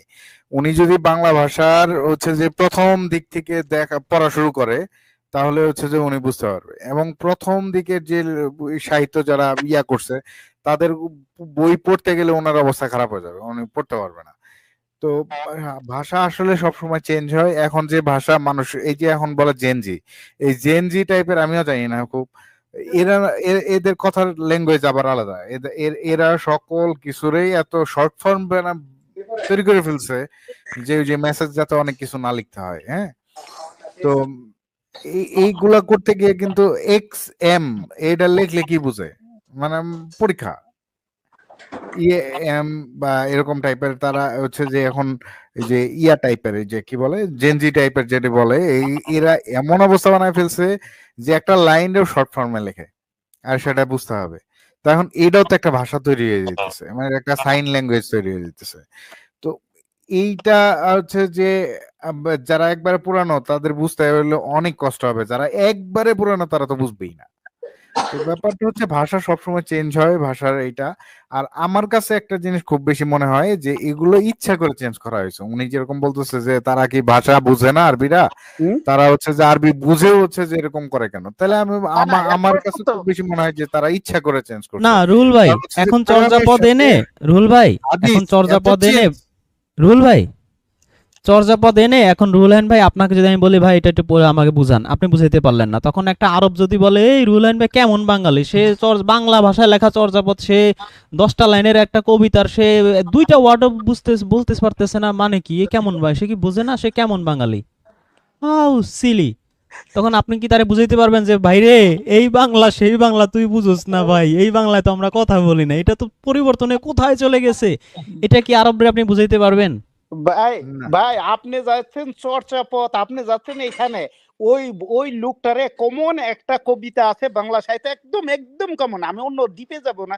বিদ্রোহী কবিতা, আসেন বিদ্রোহী কবিতা দুই একটা লাইন বলি, উনাকে বললেন আচ্ছা তুমি তো বাংলা জানো, তুমি আমার এটি বুঝাই দাও। একদম কমন জিনিস। যেমন ধরেন আপনি জানেন মহাবিদ্রোহী রণক্লান্ত, আমি সেই দিন হব শান্ত যবে উৎপীড়িতের কন্দন রোল আকাশে বাতাসে ধনিবে না অত্যাচারের খর্গ কৃপান ভীম রণে রণিবে না। ভীমটা কে? ভীম কি আসলে এখানে ভীম কি বুঝাইছে বলতে বলেন। এরপর বিদ্রোহী কবিতাই ধরি এই আমি খর্গ খর্গ কৃপান কি, খর্গ কৃপান কি? এ- এ- খ- রনিবে খর নাকি যে আকাশে বাতাসে রনিবে না ধনিবে না, এই রনিবে নাকি?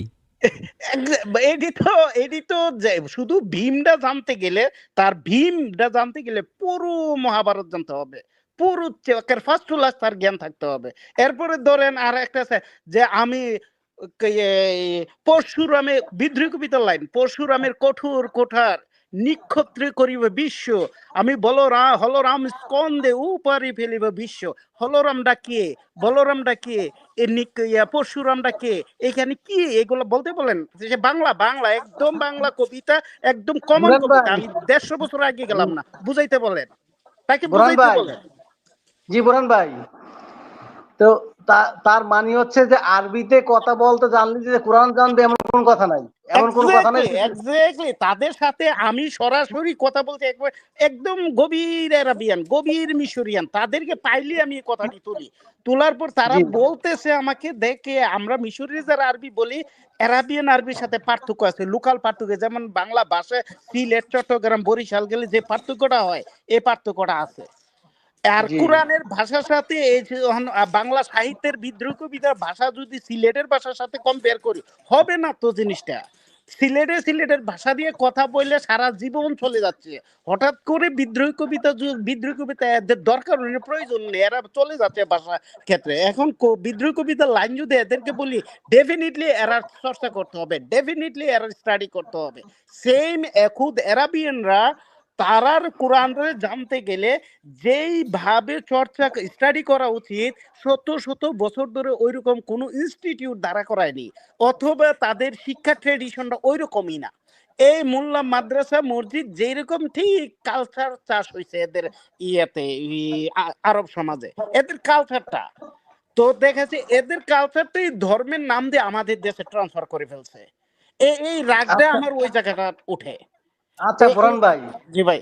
বুরহান ভাই, তো জি এখন যে এই যে মোল্লা মৌলবী যারা আছে, এই যে মুফতি যারা আছে, মুফতি জি বর্তমান সমাজে, এরা যে কোরআনের কোরআনের সাথে গ্রামার দিয়ে অ্যাড করিয়া আয়াত, গ্রামার সাথে আয়াত অ্যাড করে, এটা কি তারা করতে পারবে?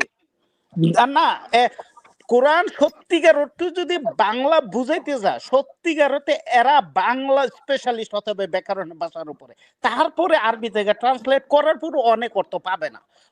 কারণ বাংলা ওই আরবিকের অনেক, কোরআনের অনেক অর্থ আছে যেইগুলা আজও বাংলা আনতে পারেনি। ওই যে লোকটা বুঝাচ্ছে যে আপনারা কি কি বেশি বুঝেন, এরা জি এদের চেয়ে বেশি বুঝে না। ভাষার ক্ষেত্রে এত আধুনিক হয়েছে যে যে কোনো একটা লোক একটু জ্ঞান কাটালেই ধরতে পারে যে এটার অর্থটা আসলে কি হবে।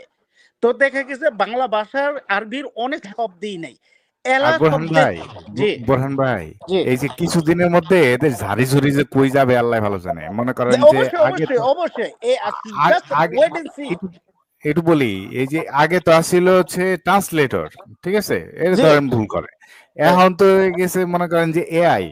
এখন আপনার কি ইয়েস। আপনার কি দরকার আছে যে পুরা আরবি ভাষাটা শেখার?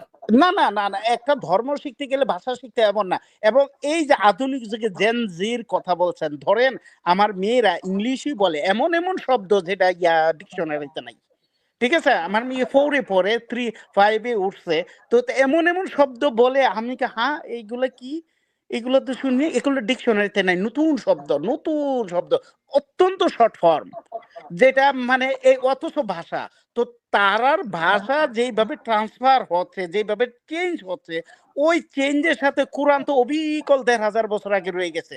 ওইটার সাথে লোকাল ল্যাঙ্গুয়েজের ভাষার বিশাল ফারাক আছে, যেটা আনবিলিভেবল। তো আমি মূলত আমি মূলত বুরহান ভাই, জি ভাই। এই যে সৌদি আরবে থাকে এক আমাদের গাজী ইয়াকুব ভাই, তিনি একটা কমেন্ট লিখছে যে আরবরা জুমার খুতবা দিলে তারা বুঝতে পারে না। আমি তাদের জিজ্ঞেস করেছিলাম, আপনি Yes, কি এর সাথে একমত? আমি 100% একমত, একদম একদম একদম।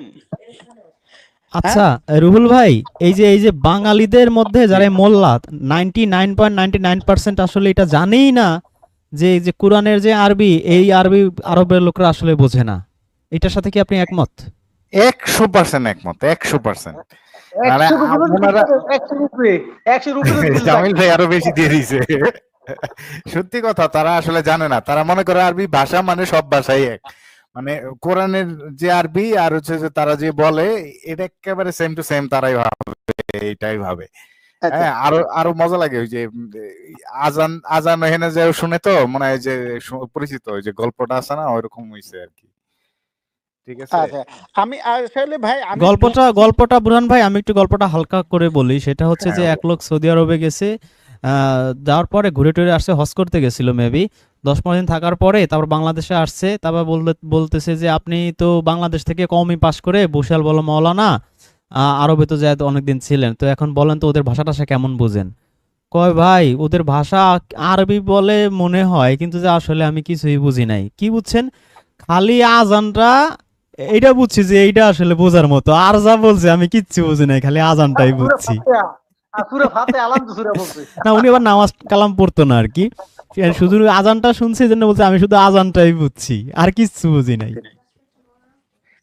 আচ্ছা ভাই একদম ঠিক বলছেন, এবং বাস্তবতা এটাই। কারণ দুইজনের দুই কোশ্চেন এসে গেছে। উনি যে আল্লাহ কি করেন ওইখান থেকে আসছি আমি, যে হুয়াল হাইয়ুল কাইয়ুম, আল্লাহ চিরস্থায়ী চিরঞ্জীব, যে চিরস্থায়ী শব্দটা নিয়ে আমি বলতে আসছি, যে উনার উত্তরটি এখানে অধিকাংশ মিলে যাবে। সেটা হচ্ছে চিরস্থায়ী বলতে আমরা একটা যে ফর এভার, আসলে এটার অর্থটা, মেইন অর্থটা আমার কাছে যেটা উপলব্ধি হয়েছে সেটা হচ্ছে চির বর্তমান। মানে আল্লাহ সব সময় বর্তমান, আল্লাহর কাছে কোনো অতীত ভবিষ্যৎ নাই। মানুষের জন্য টাইম জোনের ভিতরে মানুষকে ঢুকিয়ে অতীত বর্তমান সৃষ্টি করা হয়েছে। আল্লাহ হ্যাঁ, চির বর্তমান, চির এই জন্য বর্তমান। আল্লাহ বলছে সব জানে। এই জন্য ইয়েস কারণ তার ইয়েস কাছে ভবিষ্যৎ নাই, তো এই এক্স্যাক্টলি জন্য সে জানে। এক্স্যাক্টলি। চির বর্তমান কিভাবে, আমি একটা উদাহরণ দিতে পারি।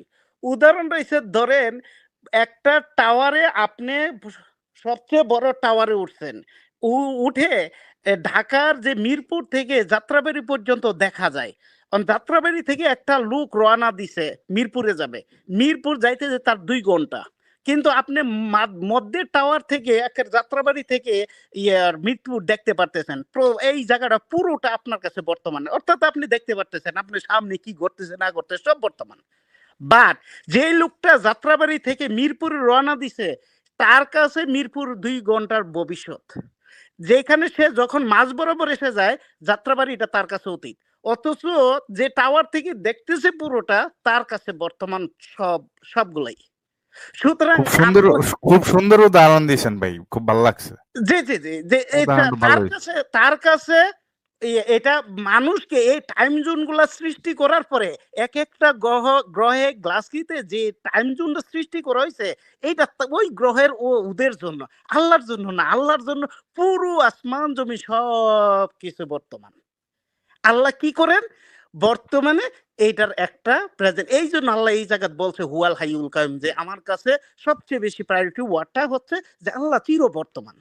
আল্লাহর অতীত, এবং এখন যদি আল্লাহকে নিয়ে কেউ প্রশ্ন করে আল্লাহর অতীত কি, আল্লাহর অতীত নেই, আল্লাহ তো সবসময় বর্তমান। আল্লাহর অতীত কি? আল্লাহ বর্তমান, মানে আল্লাহর অতীতও নেই ফিউচারও নাই, আল্লাহ সবসময় বর্তমান। আমি এই জায়গাটা যদি ফিলোসফিক্যাল, যদি একটু কষ্ট করে বুঝতে মানুষের, আল্লাহ বর্তমান, আল্লাহর অতীত নাই ভবিষ্যৎ নাই। আমাদের অতীত আছে, আমাদের বর্তমান আছে, ফিউচার আছে, এই আমাদের সৃষ্টিকুলের আছে, আল্লাহ নাই। সুতরাং আল্লাহর জন্ম কি, আল্লাহর মৃত্যু কি, আর এই যে প্রশ্নগুলো হচ্ছে অমূলক, বরঞ্চ আল্লাহর সৃষ্টি নিয়ে চিন্তা করার জন্য আমাদেরকে বলা হয়েছে কোরআনে। এবং আল্লাহ যে বর্তমানে এবং মহাবিশ্বে প্রতিপালন করতেছে, মহাবিশ্ব ধ্বংস করার পরেও আল্লাহ বর্তমান, অর্থাৎ অন্য যে ডাইমেনশনে আমাদেরকে নিয়ে যাবেন ওই ডাইমেনশনে আল্লাহ ম্যানেজমেন্ট করবেন। আল্লাহ সবসময় ব্যস্ত। এখন ওই ডাইমেনশনের পরের যে জগৎটা, ডাইমেনশন তো এই লেটেস্ট একটা শব্দ আসতেছে, মানুষের ডোর টু ডোর শব্দটা পৌঁছে যাবে। মানুষ যখন থেকে ডাইমেনশন বুঝতে শিখে ফেলবে, মানুষ 1000 বছর অ্যাডভান্স হয়ে যাবে। এই সাধারণ পাবলিক গুলা যে যে জিনিসটা কি ধরেন আমাদের যেমন 4 ডাইমেনশনেই তো হচ্ছে ইয়া করা যায়, এই যে অতীতেও যাওয়া যায় আবার বর্তমান ভবিষ্যতেও যাওয়া যায়। অতীতে যাওয়া যায়, ভবিষ্যতে যাওয়া যায়, ছোট হওয়া যায়, বড় হওয়া যায়, তার ইচ্ছা যখন আর তাকে 5 ডাইমেনশনে গিয়া হচ্ছে যে অতীত বর্তমান বলতে কিছুই থাকে না। জি জি জি এখন এখন 7 ডাইমেনশনে তো ধরা হয় যে 7 ডাইমেনশনে জিন জাতিরা এখন ওই ডাইমেনশনে যাওয়ার পরে যাদেরকে ইচ্ছে শক্তি দান করা হয়েছে, তারা যা খুশি তা করতে পারে। ফেরেশতারা 8 ডাইমেনশন, তারা যা খুশি তা রূপ ধারণ করতে পারে, কিন্তু তাদেরকে ইচ্ছা শক্তি দেওয়া হয়নি, যার ফলে তারা আল্লাহর কন্ট্রোলে, তারা আল্লাহর আদেশ ভায়োলেট করবে না। জিন জাতিকে উইলিং যে ফোর্স, যেটা ইচ্ছা শক্তি দেওয়া হয়েছে, যার ফলে এরা যা খুশি তা করতে পারে। এই জন্য তাদের কিতাব দরকার, এই জন্য আল্লাহর হুকুম হাকম দরকার, তাদের সেম আমাদের দরকার। আমাদের আচ্ছা বুরহান ভাই, ভাই, আমার ছোট্ট আচ্ছা একটা বুরহান আর্গুমেন্ট ভাই। আছে বুরহান ভাই। জি বলেন, আমার ছোট্ট একটা, আপনি বলেন। বলছেন ফেরেশতাদের ইচ্ছা শক্তি দেয়া হয়নি, এখানে আমার অবজেকশন আছে। জি বলেন। ফেরেশতাদের জিজ্ঞেস করছিল যে আমি পৃথিবীতে আদম মানুষ সৃষ্টি করতে চাই। ফেরেশতারা বলছে তুমি কি এমন কাউকে সৃষ্টি করবা যে জমিনে ফ্যাসাদ সৃষ্টি করবে, রক্তপাত সৃষ্টি করবে?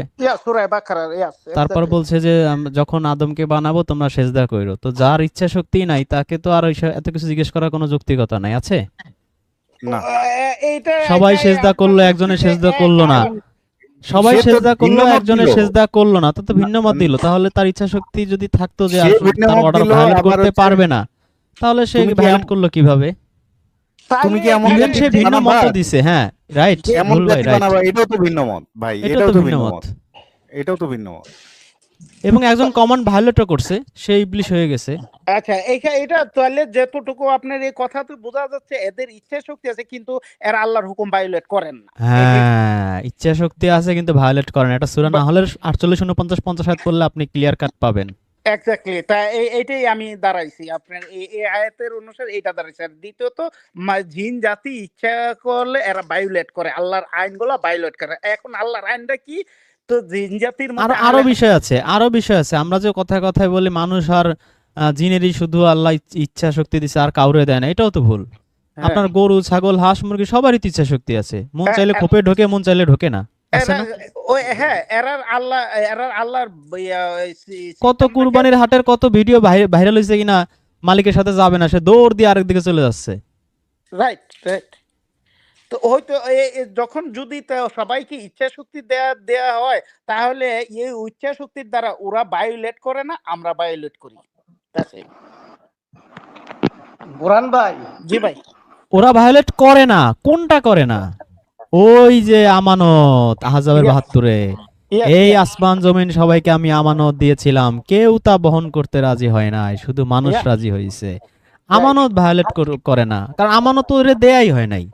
ও তো আল্লাহর সাথে বলে নাই যে ঠিক আছে আমাকে পাঠাও পৃথিবীতে, তুমি আমাকে হুদা দিবা, এটা আমি মেনে চলবো, এটার কমান্ড ভায়োলেট করব না। দাঁড় করায় কি জিজ্ঞেস করছিল নাকি যে সবাই হ্যাঁ। একমত হয়ে গেছে যে আমরা নিমু এটা আমানত? তাই তো, সেরকমই তো দাঁড়ায়। মানুষ রাজি হয়েছে মানে কি, মানুষের মধ্যে তো আমিও পড়ি, আপনিও পড়েন, তাই না? জি জি। জি অবশ্যই। ভালোই তো, দুনিয়াতে ঐক্যমত হইতে পারে না, আর ওই সময় সকল মানুষ একমত হয়ে তো গেছে। এটাও আল্লাহ বলে দিছে না, তোমরা যা নিয়ে মতভেদ করো হাসরের মাঠে তোমাদের আল্লাহ সব ফায়সালা করে দেবে। কি জামিল ভাই, অবশ্যই অবশ্যই। মতভেদ করবো, সেটার ফায়সালা তো হাসরের মাঠে করে দিবে। না না, আমি বললাম যে সকল কিছু নিয়ে এত মতভেদ করে, কিন্তু ওই ব্যাপারটা নিয়ে না, কেউ মতভেদ মতভেদ কখন করে করে? না। সূরা আল ইমরানের 18-19-এ আছে মতভেদ কখন করে, যখনই তাদের কাছে আল্লাহ তার কোনো কাছে কিতাব হিদায়াত পাঠায় আসে। তখনই মতভেদ শুরু করে দেয়। হ্যাঁ। কিতাব পাঠানোর পরে এই যে ফাজলামি শুরু হয়, জি জি জি, একদম হানাফি একদম। শাফি মালিকি হামলি শুরু হয়ে যায়, ও কিতাব, প্রোটেস্ট্যান্ট অর্থোডক্স আর ক্যাথলিক শুরু হয়ে যায়, জি ব্রাহ্মণ শূদ্র ক্ষত্রিয় এইসব শুরু হয়ে যায়। জি, কিতাব আসার আগে শুরু হয় না তো। না সেটাই। এই যে সমাজের কিতাব আসছে, এই সমাজের যুগের পর যুগ যখন একটা কিতাব পাঠায়, আল্লাহ তাআলা দেখা গেছে এই কিতাবগুলা মানুষ এইভাবে ফতুয়া দিতে দিতে দিতে দিতে সমাজের শ্রেণী ভেদ এত তীব্র থেকে তীব্রতর হয়ে যায়, ওই শ্রেণী ভেদ একেবারে উপড়ে ফেলা ছাড়া আর কোনো পথ থাকে না। তখন কোনো জায়গায় দেখা গেছে আল্লাহ তাআলা একেবারে শাস্তির মাধ্যমে, এটা মানুষ দেখে শাস্তির, আমি দেখি মানব জাতির জন্য নিয়ামত। এখন ধরেন লূত আলাইহিস সালাম জাতিটা যদি না দিত, এখন প্রতি ঘরে ঘরে এই গেইজম থাকতো। এটি তো পৃথিবীবাসীর জন্য নিয়ামত, আল্লাহ যেটি দিছে। মানুষ মৃত্যুকে অনেক নেগেটিভ দেখে, আর আমি দেখি এটা আল্লাহর একটা নিয়ামত। যদি পৃথিবীতে মৃত্যু না থাকতো, যে বড় বড় অত্যাচারী রাজা বাদশাহ পৃথিবীতে অত্যাচার করছে, এদের যন্ত্রণাতে পৃথিবী টিকতো না। তো জি সুতরাং বোরহান জি ভাই, জি বলেন। আমি আপনার সাথে আমি বলবো, আপনি শুধু উত্তর দেবেন। ওকে। কোরআন কি শুধু নবী মুহাম্মদের জন্য? না গুড। কোরআন কি শুধু আরবের জন্য? না কোরআন কি কোনো দেশের জন্য? না কোরআন কি কোনো রাষ্ট্রের জন্য? না, তাহলে কোরআনটা কাদের জন্য? সমগ্র বিশ্বের। গুড। তাহলে কেন আমাদেরকে বারবার বলে আরবের লোকের সাথে আপনারা বেশি বোঝেন, আরবের লোকের সাথে আপনারা কি বেশি বোঝেন? তাহলে কোরআন যদি আমাদের জন্য হয়, আমরা কেন বুঝবো না? আল্লাহ তো আরব আমার ভাষায় কোরআনকে সহজ করেছে। আরব আচ্ছা, আল্লাহ আরব জাতিরে কি বলছে? আল্লাহ আরব ওদের জাতিরে তো কিছু একটা বলছে। ওদেরকে যা বলছে ওরা আল্লাহ হচ্ছে বলে কি? মুনাফিকিতে ও কপটরতায় সবচেয়ে টপ ক্লাস, নাম্বার 1 এই সমগ্র পৃথিবীর বুকে। ইয়েস, আমি এগ্রি, ফুললি এগ্রি। এবং আরবদের সাথে আমি নিজে কথা বলার পরে আমি যে ট্র্যাক থেকে কোরআন বলছি, এরা পুরোটা আমার কথা রেকর্ড করে নিছে, যে তোর কথা আমার ফ্যামিলিকে শোনাবো। রেকর্ড করতে পারি? আমি কি ইয়েস, তুমি করতে পারো, রেকর্ড করো, করে নি তোমার ফ্যামিলিকে শোনাও। আমার ফ্যামিলি নিয়ে তোমার কাছে আসবো, কোরআনটারে আসলে তুমি যে দৃষ্টিকোণ দেখেও আমরা কখনো চিন্তাই করতে পারিনি, কল্পনা করতে পারিনি। এই তো, আর আমাদের দেশের মোল্লারা তো তাদের পূজা করে, আরব মানেই তো একেবারে গদগদ হয়ে পড়ে যায়। অথচ জি, আল্লাহ জি। বলছে কেন? ওরা মুনাফিকিতে কপটতায় নাম্বার 1। আমাদের নাকি আরব জাতির হচ্ছে জুতা টানারও ইয়া নাই। এতে কি নাই? মোল্লারা বানাইছে হাদিস, ভাই, কোরআন তো আরে বলছে উল্টা আবার কথা। যদি নেক্সট ডে এদের সাথে আমার কথা হয়, আমি রেকর্ড করে এনে আপনাদের কাছে আপনারা দিয়ে দিব। দেখো আরবের সাথে আমার কি এই কথা বুরহান হচ্ছে। ভাই, জি। বুরহান ভাই, আপনি কি ওই যে ক্রিস্টোফার নোলানের ওই যে ইন্টারস্টেলার দেখছিলেন? না, আমি দেখিনি। দেখেন, ওই আপনার ফিফথ ডাইমেনশন, ফোর্থ ডাইমেনশন আপনি আরো সুন্দর করে জি জি আমাদের জি জি তাহলে জি। দর্শকদের শিখাইতে আমি পারবেন। তো অন দ্য এই স্পটে ডাইমেনশন গুলা, ইনস্ট্যান্টলি। গ্র্যাভিটি গুলা, তারপরে জি। Black hole, everything. আমার মনে হয় যে ইন্টারস্টেলার মুভিটা আপনার দেখা উচিত। হ্যাঁ, আচ্ছা, ওই ওই উনার উত্তরটাই আমি দিতে আসছিলাম, যে আল্লাহ কি করেন, আল্লাহ কি করেন দেখেন। আল্লাহ পৃথিবীরে পরিচালনা করতেছেন। পৃথিবী স্টপ কোথাও কোরআনের কোন ফায়াকুন বলার পরে কোথাও স্টপ বলেনি, যে স্টপ হয়ে যাও, আমি স্টপ বললি স্টপ হয়ে যায়, এরকম বলিনি। তা আল্লাহ যেটা বলছে একেবারে ডাইরেক্ট কিয়ামত দিয়ে শেষ করে দিছে। কিয়ামতটা কি এরকম, কিয়ামতের সত্যিকার অর্থে বাংলা সমর্থক শব্দ এখনো হয় নাই। কিয়ামত হচ্ছে ভূমণ্ডল নবমণ্ডল, যা কিছু আছে সব কিছু ধ্বংসপ্রাপ্ত হবে, ধ্বংস করে ফেলবেন। মহাপ্রলয়। ইয়েস, মহাপ্রলয় হইয়া আল্লাহ ওই যে হাইয়ুল কাইয়ুম চির বর্তমান, ওইখানে চলে যাবেন। আল্লাহ এখানেই আছেন, এইটাই প্রমাণ করে দিবেন যে আমি যে বর্তমান না। আম আর মানে আসমান জমিনে কোনো কিছু বর্তমান নাই, সব কিছু ধ্বংসপ্রাপ্ত হবে। That's it. ওই দিন আমি আচ্ছা, বলছি। হ্যাঁ বলেন। না শেষ করেন, শেষ করেন। আচ্ছা, ওই দিন আমি বলতেছি একটা কথা, যে হোয়াটসঅ্যাপের ভিতরে, যে যা কিছু সৃষ্টি সব কিছুই ধ্বংস হবে, তার মৃত্যু আছে। কিন্তু যা সৃষ্টি নয় তার মৃত্যু হয় না, সে ট্রান্সফার হয়, বাট মৃত্যু হয় না। যেমন আমাদের শরীরে একটা জিনিস আছে যেটা কোরআনের ভাষা মতে সৃষ্টি নয়। তখন কেউ হোয়াটসঅ্যাপে উত্তর দিতে পারেনি, তখন আমি বলে দিছি যে জিনিসটা রূহ। হচ্ছে রূহ। রূহকে আল্লাহ সৃষ্টি করেনি, কোরআনের কোথাও বলিনি। রূহ আল্লাহর আদেশ মাত্র। আমাদের নব সৃষ্টি, আমাদের বডি সৃষ্টি, বাট রূহ সৃষ্টি করেনি। এটা এই সৃষ্টিটা এটা ট্রান্সফার হবে মাত্র, জাস্ট এতটুকু, এইটি ইঞ্জিনটা। আর বাকি সব কিছু বডি। তো এই রুট, এই কাজগুলা আল্লাহ তাআলা সমগ্র সৃষ্টি জগতের মাঝে মানুষ সহকারে এইগুলা ম্যানেজমেন্ট করতেছেন বর্তমানে। তো আল্লাহর ম্যানেজমেন্ট ক্ষমতা বলতেছে। এক নাস্তিক আমার প্রশ্ন করছে এইভাবে যে, নাস্তিকের প্রশ্নটা দিয়ে আমি শেষ করে দেই। প্রশ্নটা করছে, আচ্ছা বুরহান কি যদি আল্লাহ থাকতো না, এই আসমানে বিশাল করে লেখা থাকতো আল্লাহ। আমি বলতেছি এটা কি কস? যদি ট্রিলিয়ন ট্রিলিয়ন লাইট ইয়ার্স দূরে দেখতো, তুই দেখতে পারতি? তোর চোখ আমরা ভিজিবল ক্ষমতা তুই জানোস? এভাবে তো বলিনি। তো তর্ক তো হইছে এই আমরা দেখা এমন ১০০ মাইল ২০০ মাইল দূরে আল্লাহু আকবার করে লিখতো। যদি লিখে পৃথিবীর অন্য প্রান্তে তারা তো দেখবে না, বা এটা ঢাকা পড়তো। তা এইরকম চিন্তা আসলো কেন? খুদ পুরো আসমানটা আল্লাহ তাআলা তোর সামনে তুলে ধরছে। তারপরে তুই বুঝোস না আল্লাহ যে আছে? আপু খুদ আসমানটা তুলে ধরে বুঝাচ্ছে যে এই দেখ পুরো আসমানটা তোর সামনে তুলে ধরছি, এর ভিতরে যা আছে সব আমার সৃষ্টি মাত্র। তারপরে তুই বুঝছ না। এরপর বলতেছে হ্যাঁ এইভাবে তো চিন্তা করিনি। তো ওই লোকটারে বলা উচিত এই আসমান জমিনের ভিতরে যা আছে সব কিছু কিভাবে ম্যানেজমেন্ট হচ্ছে, কিভাবে এই গাছপালা বড় হচ্ছে, কিভাবে মৃত থেকে জীবিত হচ্ছে, এইগুলো কোরআন উদাহরণ দিছে। যেমন একটা বীজ একে শুকাইয়া আমরা একদম ড্রাই করে ফেলি, ওইখান থেকে আল্লাহ মৃত থেকে যে প্রাণ বের করেন, আবার জীবিত থেকে প্রাণ বের করেন। আল্লাহ আবার মানে আল্লাহর সৃষ্টি সবকিছু এখানে আলোচনা করা হয়েছে। এইগুলো চিন্তা না করে ও আল্লাহ কি করেন এটা প্রশ্ন করতে আসছে। কি করেন তো গুড। আমি দেখাই দিলাম। চিন্তা করতে না বলেন।